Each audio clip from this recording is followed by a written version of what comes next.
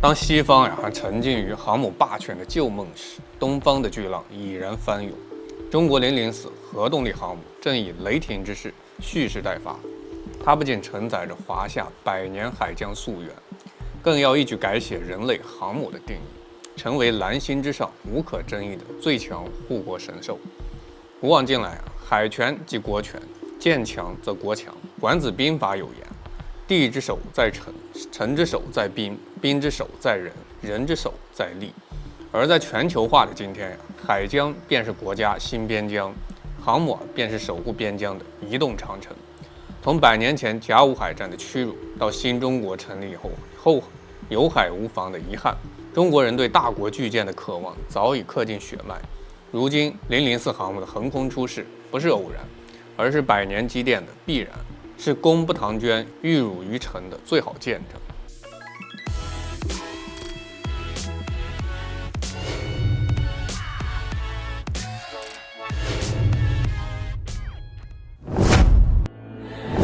大家好，欢迎来到老游记，我是大钊。从辽宁舰的破冰起航，到山东舰的自主突破，再到福建舰的电磁弹射飞跃，中国航母的每一步都走得铿锵有力，每一步都凝聚着国人的热血与期盼。而今天我们要聊的004航母，更是集万千瞩目于一身。它不仅是中国第一款核动力航母，更是承载着从近海走向深蓝的战略使命的国之重器。先看一组足以让全球屏息的震撼推测：004航母满载排水量直指12万吨，比福建舰的8万余吨大出一圈，更超越美国福特级11万吨级规模，妥妥的地球最大航母。更关键是，它搭载核动力系统，实现近乎无限续航，彻底摆脱燃油补给的束缚，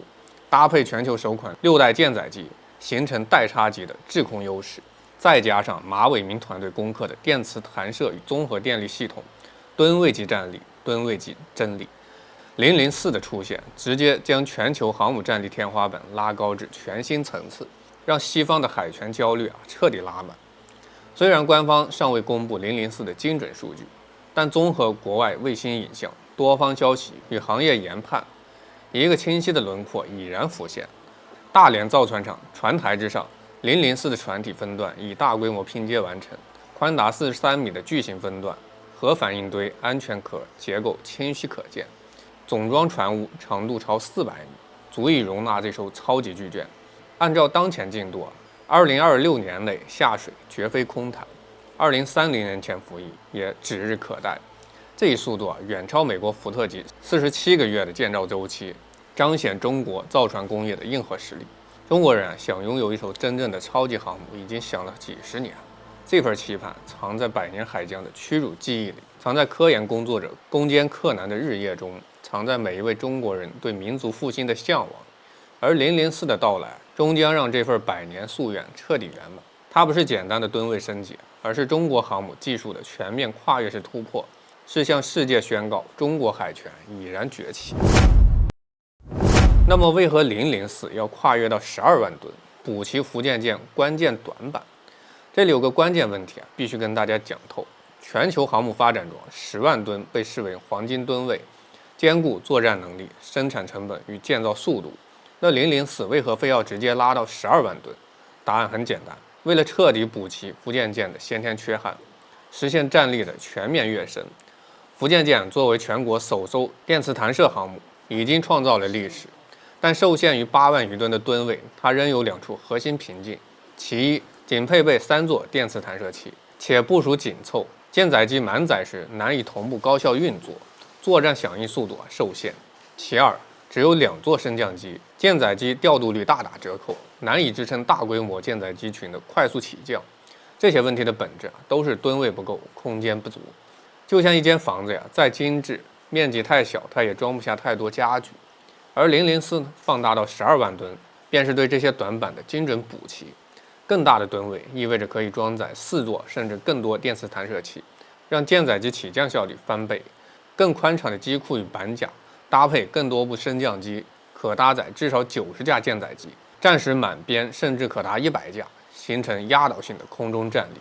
更关键的是，12万吨的体量才能真正承载核动力、6代机高能武器的新一代装备。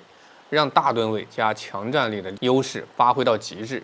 可以说12万吨不是盲目攀比，而是中国航母战力升级的必然选择，是厚积薄发的智慧体现。解决了吨位问题接下来就是核心动力。12万吨的巨舰，常规动力真的能扛得住吗？答案是扛不住，也不划算。而核动力才是004的唯一最优解。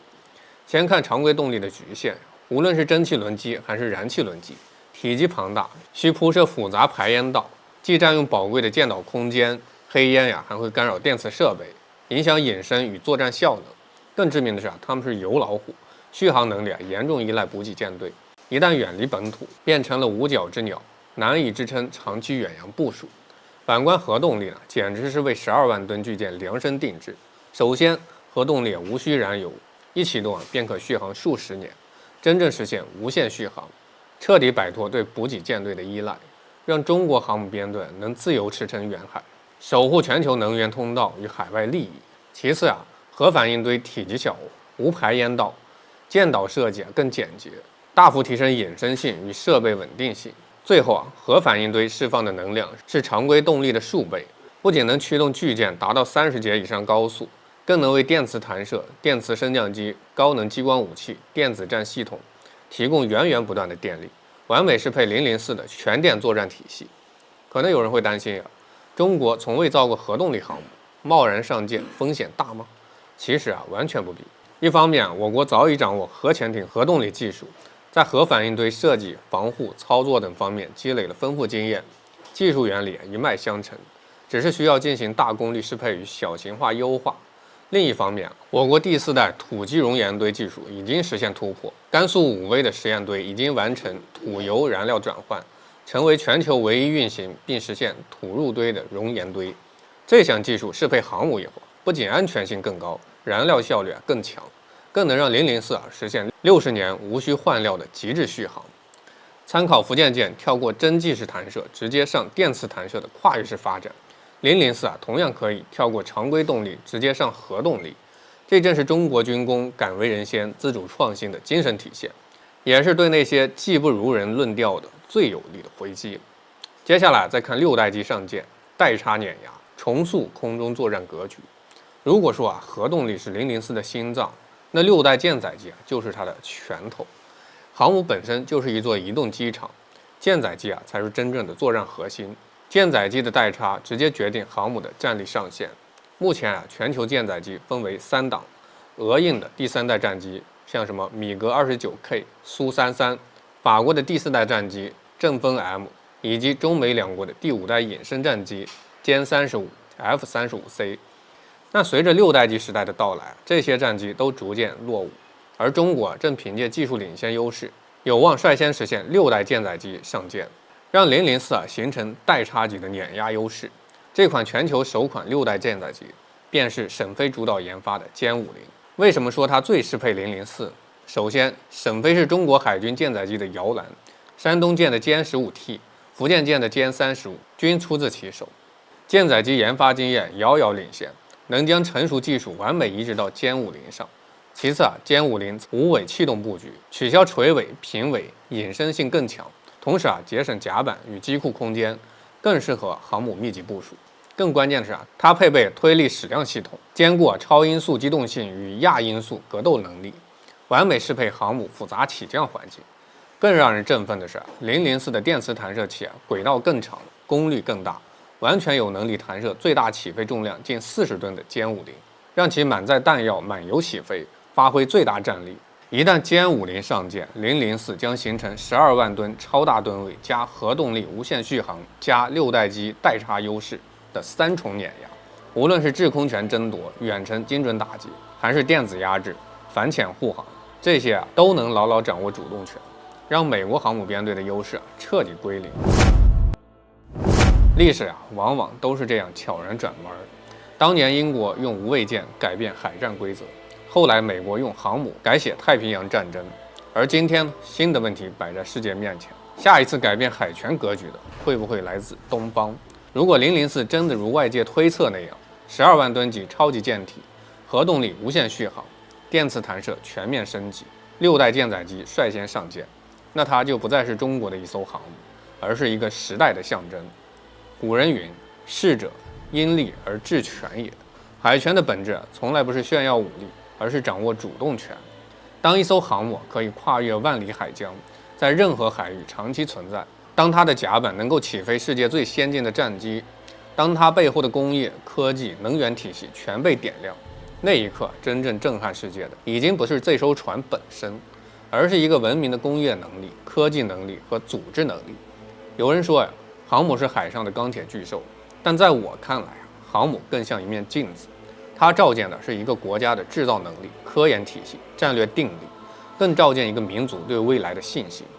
从100年前甲午海战的惊涛骇浪，到今天巨舰即将下水的浪潮滚滚，这100多年，中国人走得并不轻松。但正如那句话所言，功不唐捐，玉汝于成。所有走过的弯路、吃过的苦、熬过的夜，终有一天会汇聚成改变时代的力量。或许多年以后再回头看今天，我们会发现004航母只是中国深蓝时代的序章，真正波澜壮阔的故事才刚刚开始。我是大钊，下期见。